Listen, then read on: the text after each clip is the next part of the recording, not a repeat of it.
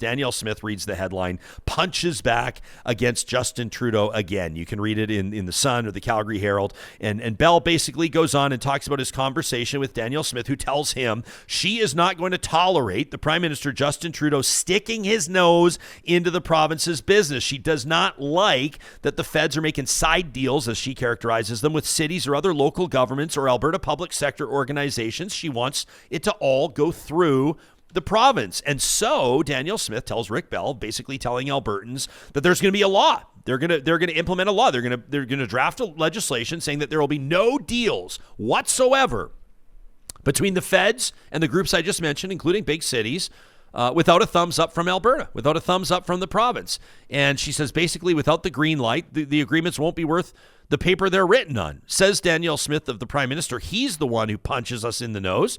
And, we punch back. And we're going to keep punching back until he realizes he's going to treat us in a different way. So she says she wants the feds to respect and work with the province as they do with Quebec. The Premier says we just want to be treated the same as Quebec. And she says, then, if it doesn't work out, we're going to go to court. And, of course, everybody loves a court battle. Everybody loves a court battle because it's great for politics. Mm-hmm. It's great for headlines. Quite frankly, it's great for talk shows. You know what it's not great for is the bottom line. Yeah. Because they're very expensive. We're going to keep the government's lawyers, the proxy lawyers, well employed. I'm sure it's great for them. I don't know if it's great for the average person. When we're talking about taxes, when we're talking about bottom lines, when we're talking about where we're spending our money, here's a good example. Premier says they're using federal spending power for political purposes, which is probably true, in violation of the spirit of the Constitution. She says it's blatantly political, she says, as she rattles her saber and threatens to sue the feds. They're the ones. Everybody's political. Everything is political. Can we all agree? She says there's always an angle, this government. They're picking favorites. They're picking winners and losers. They're implementing programs unfairly. Sound familiar? Sound familiar, anybody? Government's picking favorites, winners and losers. The most recent provincial budget, Calgary getting $300 million for an arena, Edmonton getting dick all. Does that sound familiar? Winners and losers, some people getting money, others not.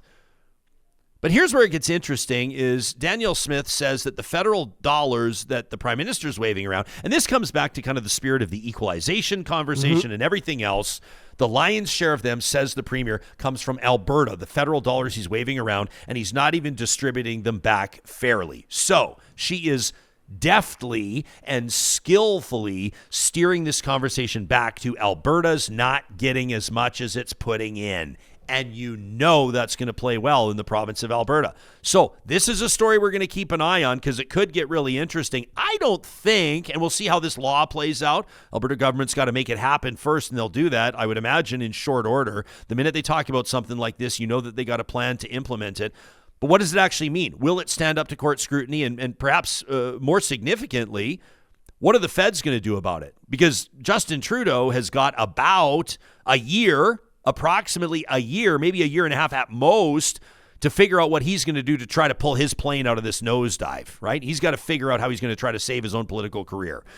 If you ask me, it's too little too late, but you got the sense when he talked to us, he's not going anywhere. He says he's not going anywhere. He basically told us that he's running in the next election. And so if he doesn't want to own a huge loss, he's got to figure out a way to maintain support in areas they have it and try to grow it elsewhere, which really is a Herculean task. And ultimately, what does this mean for the municipalities? The municipalities that have not been able to get deals done with the province, so they are working with the feds because they desperately need hundreds of millions of dollars worth of infrastructure improvements and housing.